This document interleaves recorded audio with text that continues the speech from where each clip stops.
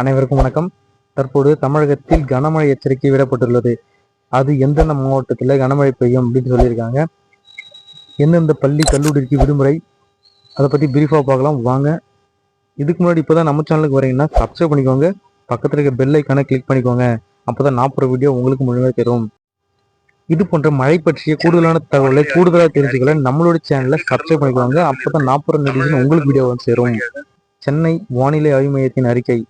தெற்கு கடலோர ஆந்திராவில் இருந்து தமிழக கடலோர பகுதி வழியாக வடக்கு இலங்கை வரை ஒரு வளிமண்டல கீழடுக்கு சுழற்சி நிலவுன்னு சொல்லியிருக்காங்க. அப்போ தமிழகம் உள்ளிட்ட தென் மாவட்டங்களில் மேலடுக்கு சுழற்சி நிலவுது. இதனால தமிழகத்தில் ஒரு சில இடத்துல மழை பெய்யும் அப்படின்னு சொல்லியிருக்காங்க. இன்றும் நாளையும் இடிமின்னலுடன் மிதமான மழை பெய்யும் வாய்ப்புள்ளது அப்படின்னு தெரிவிச்சிருக்காங்க. வரும் 14 வரை தமிழகத்தில் மிதமான மழை தொடரும். தருமபுரி, கிருஷ்ணகிரி, திருப்பத்தூர், ஈரோடு, சேலம் ஆகிய மாவட்டங்களிலும் இன்று மிதமான மழை பெய்யலாம் எனவும் சென்னை வானிலை ஆய்வு மையம் தெரிவித்துள்ளது. இன்று வானம் ஓரளவு மேகமூட்டமாக காணப்படும். ஒரு சில இடங்களில் இடி மின்னலுடன் மிதமான கனமழை பெய்ய வாய்ப்புள்ளதுன்னு தெரிவிச்சிருக்காங்க. இது போன்ற மழை பற்றிய கூடுதல் தகவலை தெரிஞ்சுக்கொள்ள நம்மளோட சேனலை சப்ஸ்கிரைப் பண்ணிக்குவாங்க.